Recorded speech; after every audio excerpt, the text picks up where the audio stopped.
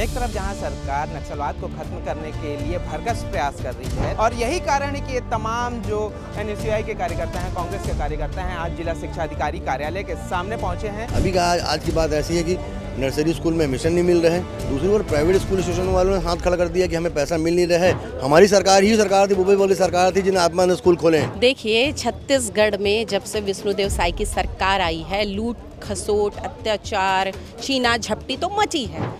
आज हम 2-2.5 साल से त्रस्त हैं पूरे छत्तीसगढ़ वाले, लेकिन अब बात आ गई है बच्चों के भविष्य के ऊपर, उनकी शिक्षा के ऊपर। आप एक अधिकारी होके जवाब नहीं दे पा रहे हैं। मतलब कुल मिला के बच्चों की शिक्षा नीति पे डाका डाला जा रहा है। देखिए, सीजी अनफिल्टर्ड के माध्यम से बताना चाहता हूँ कि पूरे छत्तीसगढ़ की बात आप कर रहे हैं। रायपुर राजधानी के अंदर मैं कई आपको स्कूलों में ले जाऊँगा जहाँ पर ढंग का बाथरूम नहीं है, ढंग की व्यवस्था नहीं है, बाथरूम है तो भी वो मेंटेन नहीं हो पा रहे हैं। तमाम व्यवस्थाओं के बीच में बच्चे पढ़ाई कर रहे हैं।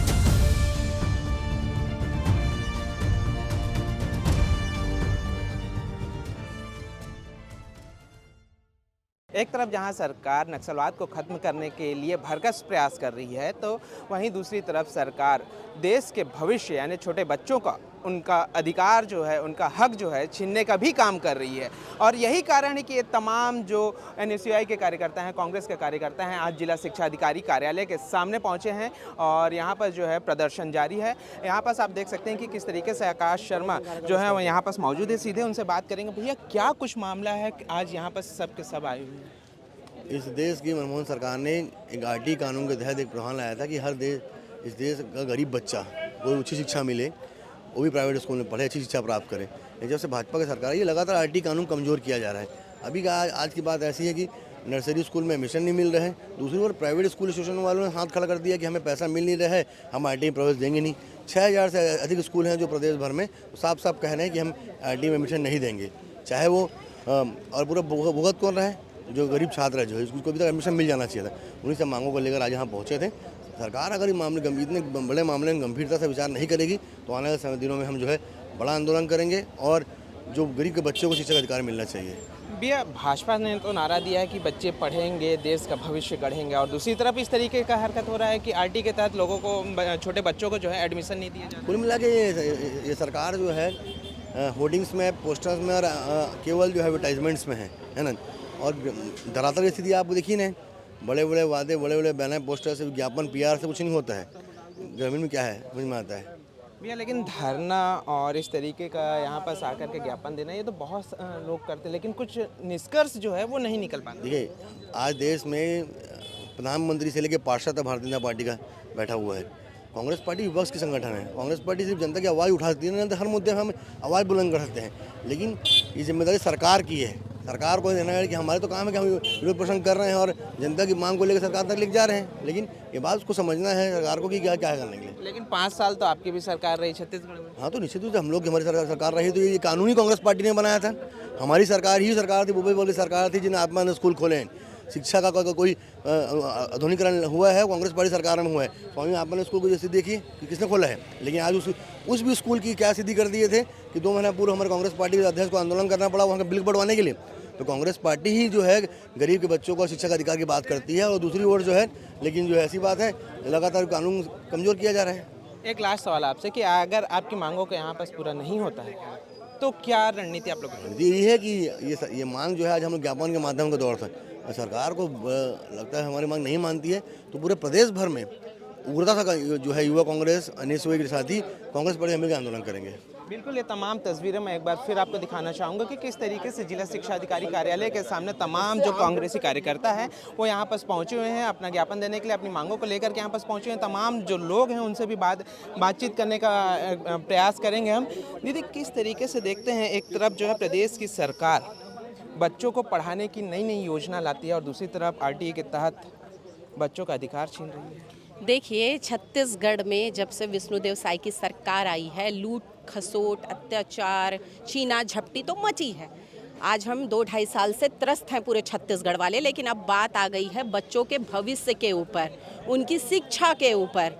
आज कहीं ना कहीं जो छत्तीसगढ़ की सरकार है वो नियम लागू तो करती है, लेकिन दूसरे ही तरफ दिखावा करती है और उस नियम को वापस कर लेती है। अभी जो अधिकारी हैं यहाँ पर, शिक्षा अधिकारी, उनका एक चीज़ कहना था जो मैं समझ नहीं पा रही थी कि आदेश ऊपर से आया है, हम क्या बोले, आदेश ऊपर से आया है। कहाँ से आदेश ऊपर से है? उनका कहना है कि राज्य सरकार ने आदेश दिया है। अब हम आपकी बातें पहुंचा सकते हैं, लेकिन आप जिस विभाग में बैठे हैं, जिस जगह में बैठे हैं, बच्चों का अधिकार छीन रहा है, बच्चों की शिक्षा छीन रही है। आप एक अधिकारी होके जवाब नहीं दे पा रहे हैं। मतलब कुल मिला के बच्चों की शिक्षा नीति पे डाका डाला जा रहा है। आज हम पूरे कांग्रेस के जो कार्यकर्ता हैं, पदाधिकारी हैं, जो नेता हैं, हम सब मिलके यहाँ पर सिर्फ अपनी एक बात रखने आए हैं कि अभी तो ये शुरुआत है, क्योंकि आपके जो हथकंडे हैं वो लगातार बढ़ते जा रहे हैं। अब तो बच्चों की भविष्य और शिक्षा पे आ गई है, तो कहीं ना कहीं अब हम वो अत्याचार नहीं सहेंगे।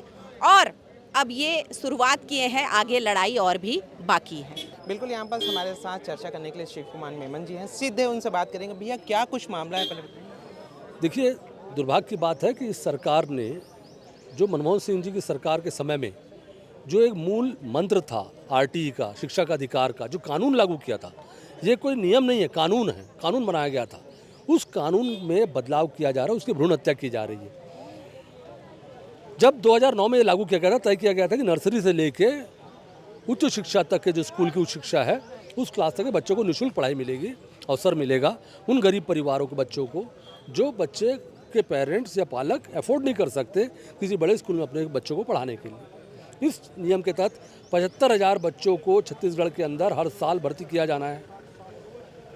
इस सरकार ने इस अभिप्राय निर्णय से उन 75,000 की संख्या को 19,000 में ला दिया है। इन लोगों ने निर्णय लिया है कि नर्सरी PP1 PP2 में भर्ती नहीं होगी, अब भर्ती होगी क्लास 1 में। जब आप क्लास 1 में भर्ती कराएंगे तो आखिर वो बच्चे नर्सरी PP1 PP2 कहाँ पढ़ेंगे, और पढ़ेंगे तो कहाँ डोनेशन देके पढ़ेंगे। जब डोनेशन देके पढ़ाना है तो बच्चे प्राइवेट स्कूल में जाएंगे। तो ये सरकार का ऐसा विवेकपूर्ण निर्णय है जो लोगों को मानसिक रूप से प्रताड़ित कर रहा है, परिवारों को प्रताड़ित कर रहा है। इसलिए हमको सड़क पर आकर लड़ाई लड़ना पड़ रहा है। कई पालक, यहाँ सैकड़ों की संख्या में पालक भी आए हुए हमारे साथ, उन लोगों ने इस बात को रखी है, उनकी शिकायत थी, उनको हम लोगों ने बुलाया था, वो लोग भी आए हैं।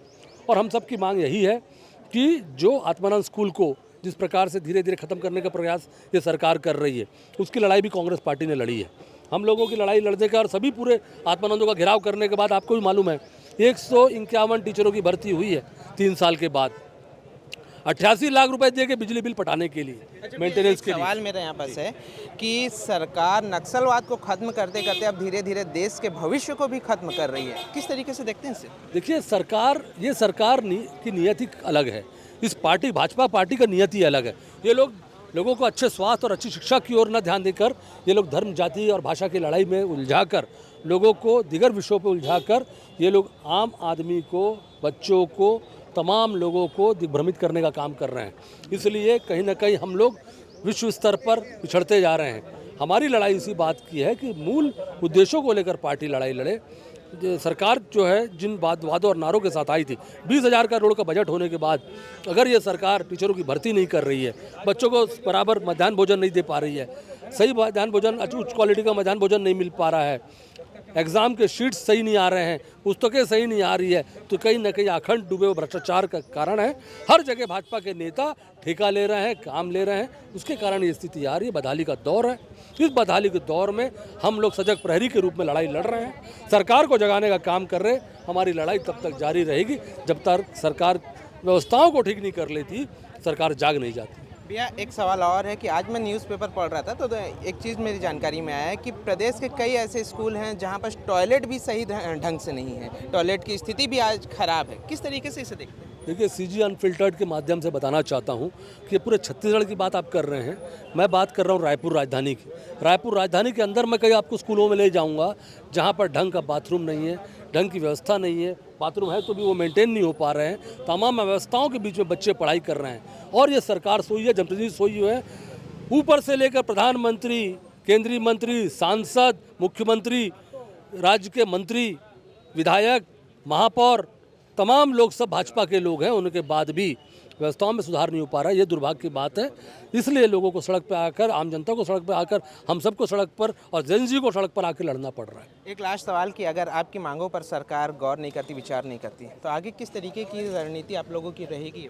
देखिए, हम लोग सड़क पर आकर लड़ने के लिए संकल्पित है। हमारी लड़ाई सड़क पर आकर लड़ने की है। हम हर उस स्तर पर जाएंगे, चाहे अब ज़रूरत पड़ेगी तो हमको जनप्रतिनिधियों को, भाजपा के जो तमाम विधायक हैं, मंत्री हैं, उनको घेरने की आवश्यकता पड़ेगी, वो घेरने का काम करेंगे। मुख्यमंत्री घेरने की आवश्यकता है, वो घेरने का काम करेंगे। लेकिन हम लोगों ने चेतावनी देकर एक शुरुआत की है। हमारा प्रयास यही रहेगा कि सरकार हमारी बातों को माने, जल्द से जल्द निर्णय लेकर इन जो बच्चों के भविष्य के संबंध में निर्णय लेना है उन पर कार्रवाई हो, अन्यथा जो भी लड़ाई लड़नी है हमको, हम उस लड़ाई को लड़ेंगे। बिल्कुल, यहाँ पर तमाम कांग्रेस के नेता हैं जिन्होंने अब मोर्चा खोल दिया है सरकार के खिलाफ। अब देखने वाली बात यह होगी कि सरकार इनकी मांगों को कब तक पूरा करती है और पूरा करती भी है या नहीं। यह तो बहरहाल आने वाला वक्त ही बताएगा। बहरहाल आपको हमारी यह खबर कैसी लगे हमें कमेंट कर जरूर बताएं और ऐसी खबरों को देखने के लिए सब्सक्राइब जरूर करें छत्तीसगढ़ के अपने डिजिटल चैनल CG अनफिल्टर्ड को।